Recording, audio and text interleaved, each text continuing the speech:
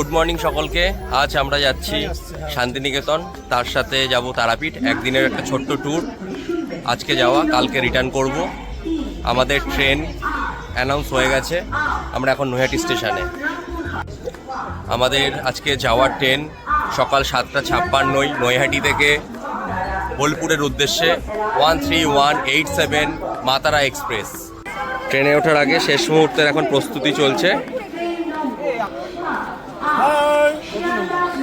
আমাদের আজকের ট্যুরের মেম্বার সানি, এই যে অনন্যা বৌদি, সুখদেব, পম্পা, রনক, সৌমিক, আর এই যে সাথী।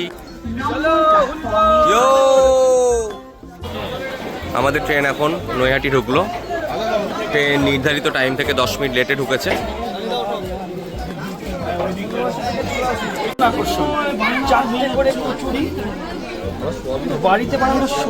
চারটে করে কচুরি, সোয়াবিন আলুর তরকারি, মাত্র 20 টাকা। ট্রেন ক্রস করলো আর প্রথম গন্তব্য নৈহাটির পরে ব্যান্ডেল স্টেশন। এখন বাজে সকাল 8:40। চায়ের কাপে চুমুক দিতে দিতে আমরা প্রায় এখন ট্রেন ঘুষকরা পৌঁছালো।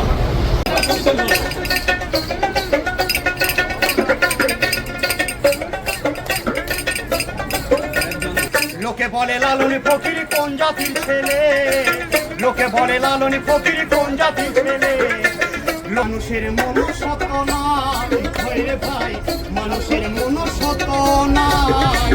আমি রাজা লাল পাহাড়ি দেশে যাই, রাঙা মাটির দেশে যাই, লাল পাহাড়ি দেশে যাই, রাঙা মাটির দেশে যাই। এখানে তোকে মানাইছে নাই গো, তোকে একেবারে মানাইছে না গো, একেবারে মানাইছে না গো, একেবারে মানাইছে না গো। 9:43 ট্রেন এখন এসে পৌঁছেছে বর্ধমান জংশন।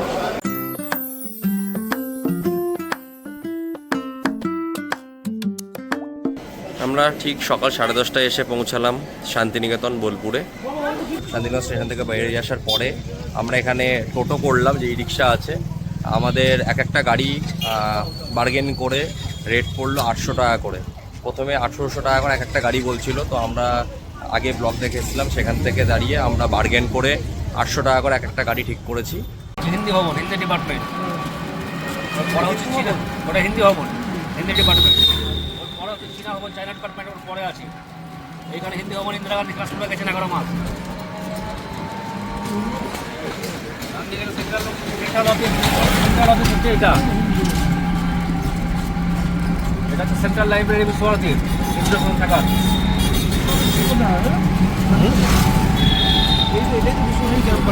বিশ্বভারতী 100 বিঘা 1200 একর জায়গা নিয়ে শান্তিনিকেতন। ওই জায়গাটা হচ্ছে একটা নার্সারি স্কুল, আনন্দ পাঠশালা। ওটা ওই খেলাধুলা নাচ গান তার সমস্ত পড়াশোনা খুব ভালোভাবে এখানে পড়ানো হয়। ওইখানে বাচ্চারা খুবই আনন্দের সঙ্গে পড়াশোনা করে, যার জন্য স্কুলটার নামটা হচ্ছে আনন্দ পাঠশালা। আর যে হলুদ রঙের যে বাড়িটা দেখতে পাচ্ছেন, ওই পিছনে একটা হলুদ রঙের দুতলা বাড়ি আছে, ওই বাড়িটার নাম হচ্ছে দেহলি বাড়ি। দেহলি, তো যেখানে গুরুদেবের স্ত্রী মৃণালিনী দেবী ওনাকে নিয়ে ওখানে থাকতেন। আমরা এখন এসে উপস্থিত হয়েছি বিশ্বভারতীর যে ক্যাম্পাস, তার মধ্যে আমার পিছনে যেটা দেখা যাচ্ছে গাছটা, বট গাছটা, এটাই সেই সহজ পাঠের যে প্রথম পৃষ্ঠায় যে ছবিটা দেখা যায়, আমরা ছোটোবেলায় যে পড়েছি সেই বট গাছ। এটা 3 পাহাড় নামে খুব বিখ্যাত। মহর্ষি দেবেন্দ্রনাথ ঠাকুর এই গাছটি এখানে রোপণ করেছিলেন, এবং পরবর্তীতে এই যে 3টি যে ধাপের মতন যে দেখা যাচ্ছে, এটার জন্য এটাকে 3 পাহাড় নামে এটা পরিচিত।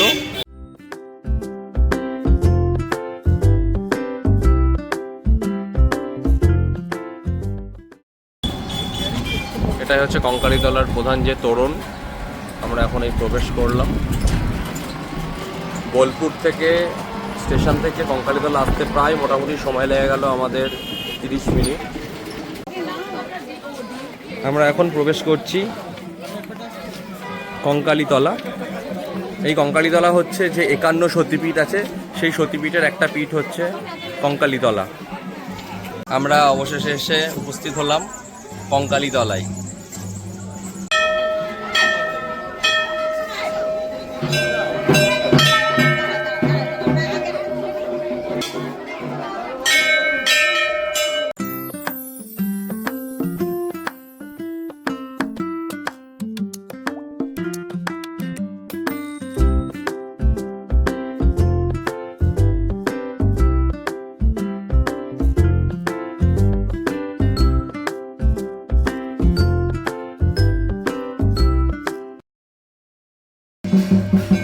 কঙ্কালীতলাতেও এখানে একটা এরকম ছোট্ট হাট বসেছে এখানকার লোকাল কিছু সামগ্রী নিয়ে। পরিবেশটা খুবই সুন্দর, পুরোদিকে চারিদিকেই গাছপালা আবৃত একটা মাঠ এবং খুব পরিষ্কার পরিচ্ছন্ন, সবচেয়ে বড় ব্যাপার।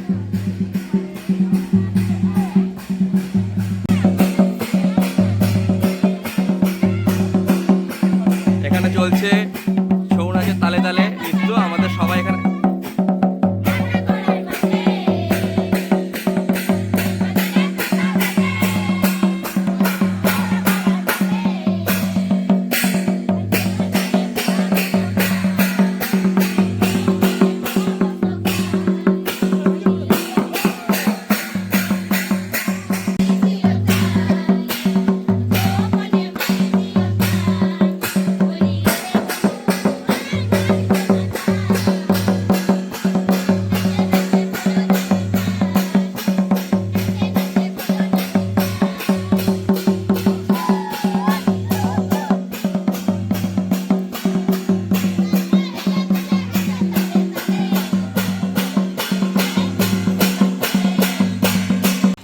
এটা সেই কোপাই নদী। নদী এখন যদিও শীতকাল সেই জন্য শুকিয়ে গেছে, যদিও এখান থেকে এই ভিউটা সবচেয়ে বেশি ভালো। এই কোপাই নদীর তীরে এই যে স্থানটা করা আছে, এখানে সান্ধ্যকালীন যে আরতি, সেই আরতি করা হয়।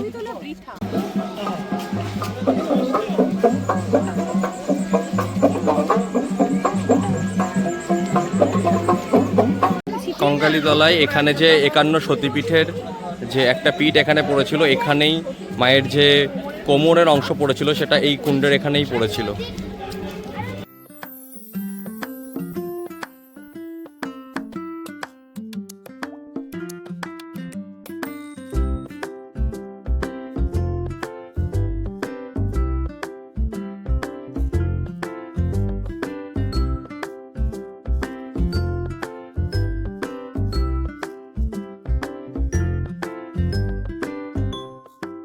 সেন্টার, কৃষি অর্থনীতি গবেষণা কেন্দ্র, এটা হচ্ছে ওনার ডিপার্টমেন্ট। গান্ধী, এটা হচ্ছে ওনার বাড়ি। আচ্ছা, এটা হচ্ছে অমর্ত্য সেনের বাড়ি, তাই তো? 1933 ওনার জন্ম শান্তিনিকেতনে। উনি ছিলেন গুরুদেবের স্টুডেন্ট। যখন গুরুদেব মারা যান ওনার বয়স 8 বছর। অমর্ত্য সেনের ডাক নাম ছিল বাবলু সেন আগে। অমর্ত্য সেনের নামকরণটা গুরুদেবই করেছিলেন। এখন এই বাড়িতে আছেন এখন। আচ্ছা, ভিতরে প্রবেশ নিষেধ, সেন আমরা বাইরে থেকে এটাকে কভার করছি।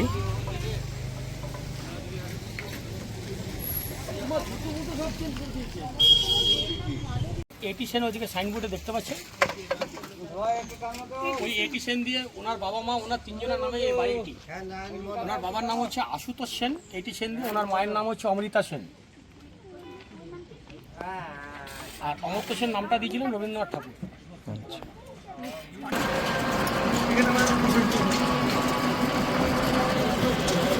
আমরা অমর্ত্য সেনের বাড়ি থেকে এখন সৃজনী শিল্পগ্রামের উদ্দেশ্যে যাচ্ছি।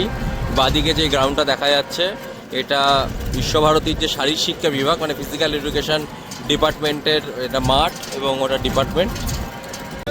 আমরা এখন এসে উপস্থিত হলাম সৃজনী শিল্পগ্রাম। এখানে আমাদের 9টা যে রাজ্য, সেই রাজ্যের বিভিন্ন যে সংস্কৃতি এবং তাদের কালচার যে অ্যাক্টিভিটি, সেগুলোকে তুলে ধরা হয়েছে। এখানে টিকিটের প্রবেশ মূল্য 30 টাকা করে মাথা পিছু।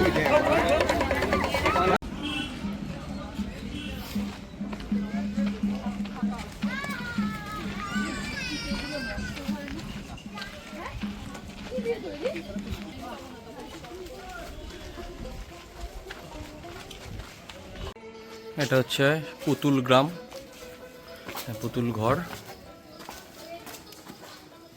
আমরা যে ছোটবেলায় যে পুতুল নাচ দেখতাম, সেই পুতুল নাচের বিভিন্ন অবয়ব বানানো আছে।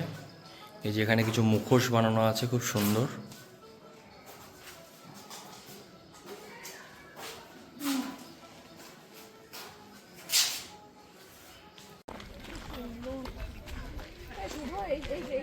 ছবি তো ভালো করে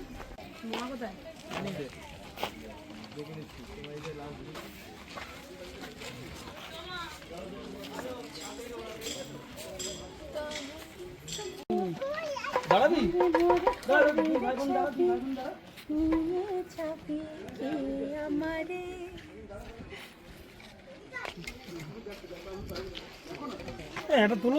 গাছতলায় প্লিজ তুলে দাও।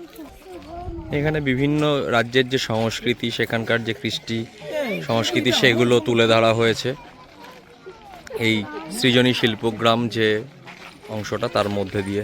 এখানে ঝাড়খণ্ডের যে সংস্কৃতি বা সেখানকার কালচার সেটা তুলে ধরা হয়েছে। এরই বিপরীতে আছে আসাম। আসামের যে ওখানকার যে সংস্কৃতি কালচার, ওখানকার এই যে গন্ডার যে বিখ্যাত, সেগুলো এখানে তুলে ধরা হয়েছে। মণিপুরের কালচারকে তুলে ধরা হয়েছে। ত্রিপুরা, এখানে আছে আন্দামান যে আইল্যান্ড, সেখানকার ঘরবাড়ি কালচার সেগুলোকে তুলে ধরা হয়েছে। ওই আমি ছেড়ে দিলে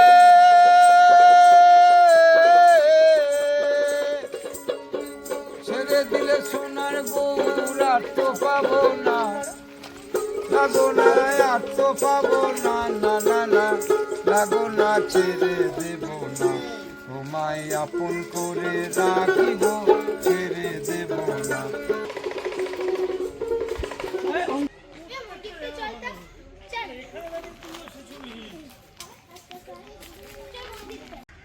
আমাদের সৃজনী শিল্পগ্রাম ঘোরা প্রায় কমপ্লিট। অসাধারণ একটা পরিবেশ, এত সুন্দর একটা গ্রাম্য পরিবেশ, এখানে না আসলে হয়তো বুঝতে পারতাম না। আমি আগেও এসেছি শান্তিনিকেতনে, কিন্তু এই প্রথম আমি এই সৃজনী শিল্পগ্রামে আসলাম। মোটামুটি আধ ঘন্টায় কিছু হবে না, মোটামুটি 3 থেকে 4 ঘন্টা এটাকে পুরোটা এক্সপ্লোর করে ছবি তোলা এবং সেখানটাকে ফিল করার জন্য টাইম লেগে যাবে।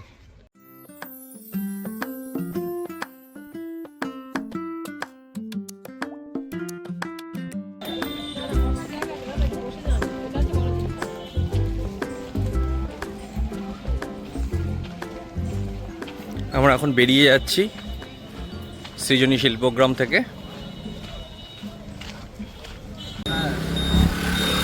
এই যে আমরা এখন সেই লাল মাটির মানে রাঙা মাটির যে রাস্তা, সেখান দিয়ে আমরা ঢুকছি।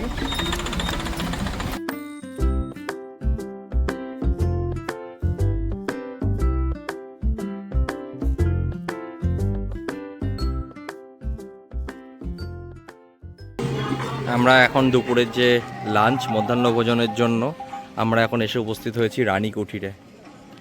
বল্লভপুর যেটা বিখ্যাত সেই রানী কুঠির, আমার কুঠির ক্রস করে এসে আমরা এখন রানী কুঠিরে এসে উপস্থিত হলাম।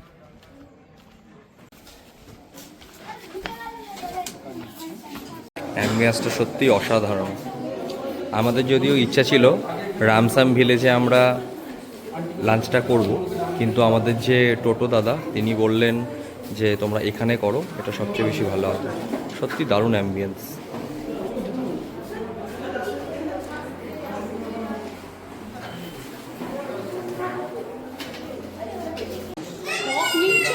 পুরো ভেজ থালি এটা, এটার দাম পড়েছে 170 টাকা করে।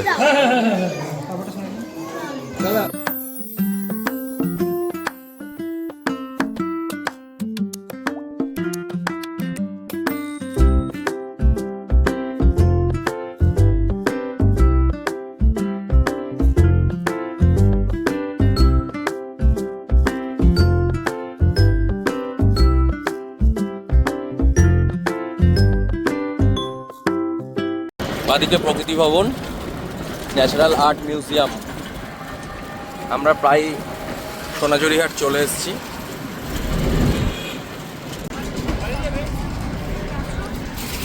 আজকে রবিবার, এই যে হাট বসেছে, যদিও এখন সপ্তাহে বুধবার ছাড়া প্রত্যেক দিনই হাট বসে। এসে উপস্থিত হলাম সোনাঝুরি হাটে।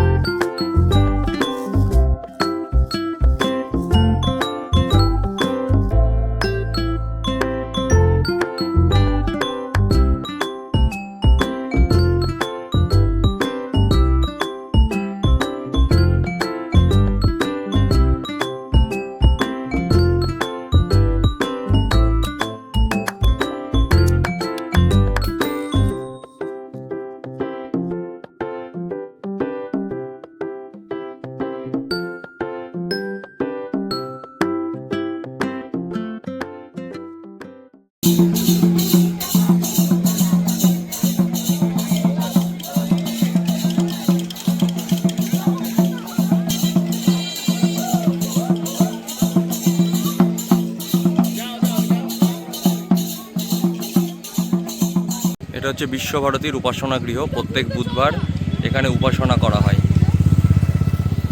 এটাকে কাঁচের ঘরও বলা হয়, পুরোটা কাঁচ দিয়ে তৈরি।